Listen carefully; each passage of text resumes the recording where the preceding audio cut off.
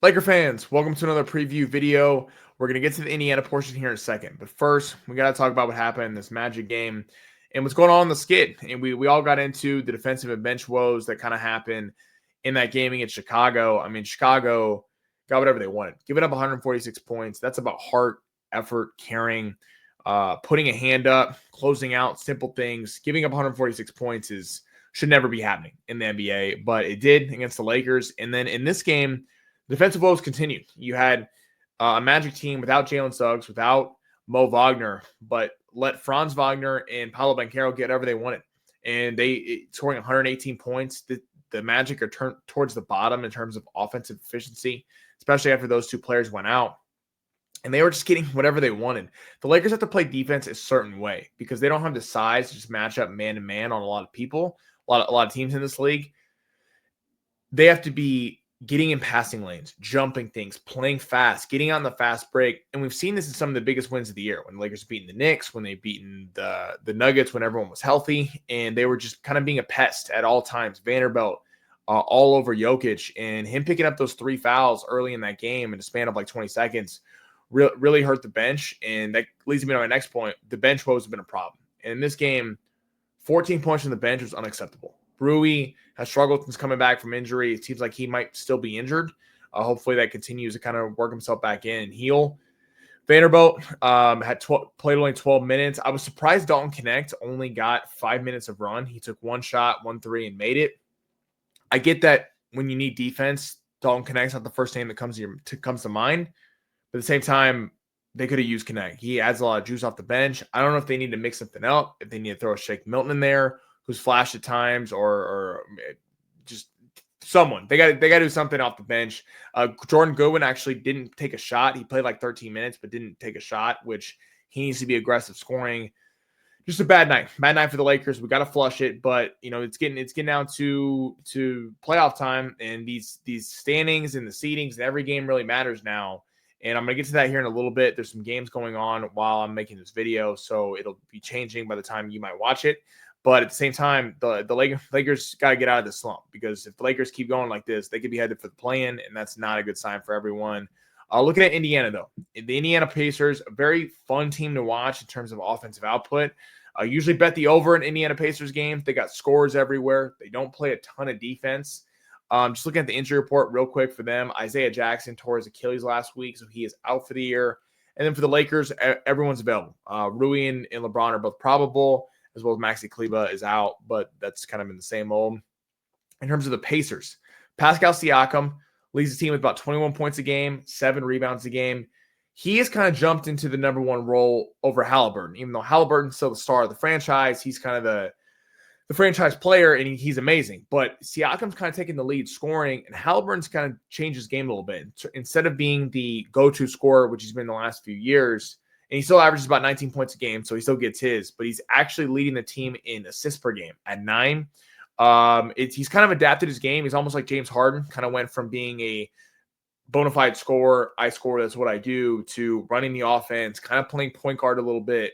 Haliburton, though, can score whenever he wants to, and I know he didn't play that much on the Olympic team, but I expect in years forward he's going to be progressing in that regard.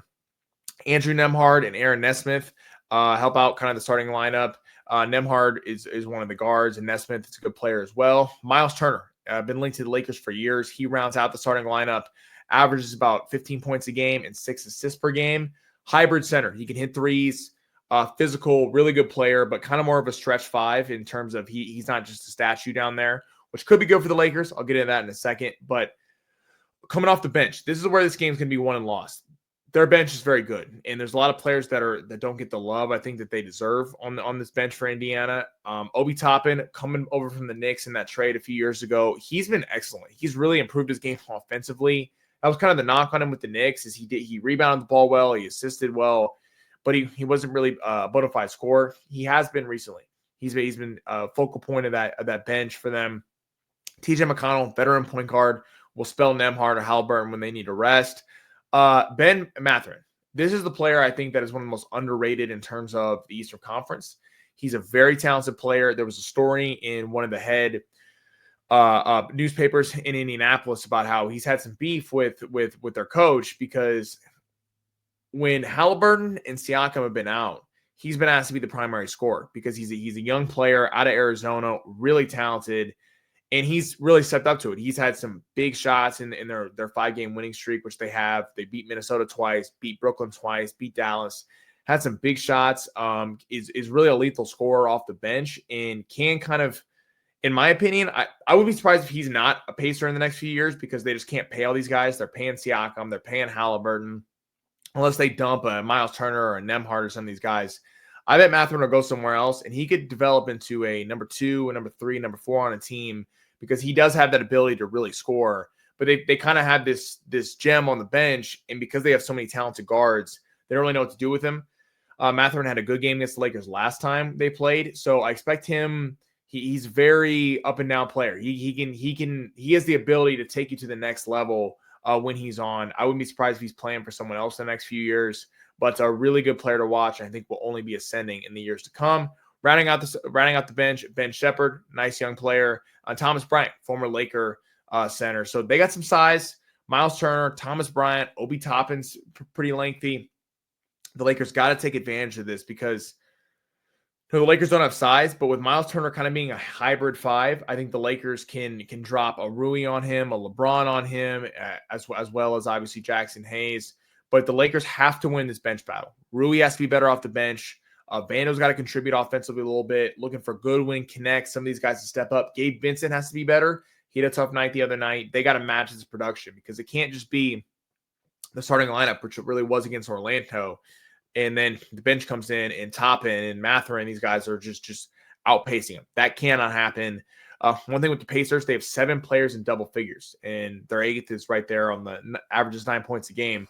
So there's not really a massive drop-off after the starting lineup. The Lakers have to keep up this energy and keep it, and hopefully they'll get a win. Now, looking at the standings, as I mentioned, there's a lot of games happening as I'm talking right now, but the Lakers are currently in 4th. They're tied with Memphis. They're 2.5 back of Houston, 1 game back at Denver, 2 games up on Golden State, and they're 3 up on the Clippers and Timberwolves. So the Lakers have a tiebreaker against Golden State because they're 3-0 on the season. They will play next week, but the Lakers will have the tiebreaker. Denver, as we've been talking about, 2-2 on the regular season, so no tiebreaker there. It gets down to kind of the nitty-gritty conference record, things like that. Houston is currently 1-0 against the Lakers, but the Lakers do play them 2 more times. So if they won both those games, they would have the tiebreaker. And then Memphis on Saturday is a big game because if the Lakers win the game, they will have a tiebreaker. They're up 2-1 on the season series currently right now, but if Memphis were to win, they would tie it, and it would kind of go to all those tiebreakers. And then the Clippers and T-Wolves, the Lakers have a tiebreaker over the Clippers. And the Timberwolves, you just don't want to fall to this area. You don't want to follow the plan. All this hard work the Lakers have done all year, it would be such a shame for them to be in the plan and kind of doing the same thing they've done the last few years where they have to fight and claw to get in. And not in years past in the sense of they've been out of the playoffs trying to get in, but to kind of have this fall from grace where then you have to play in the play-in tournament, not get a couple days off, and then go on the road, not host a home playoff series would be a major bummer. The Lakers can avoid it. They got to get their stuff together right now. And it starts with Indiana, then Chicago, then Memphis, and Houston. But appreciate everybody for tuning in. Thank you for listening. Alan's going to get you guys on the morning show. I believe I will be making an appearance on there. So check us all out on that. And then Alan will do the post-game show at night as well, as usual. Hopefully we're talking about a Laker W. Appreciate everybody for tuning in, and go Lakers.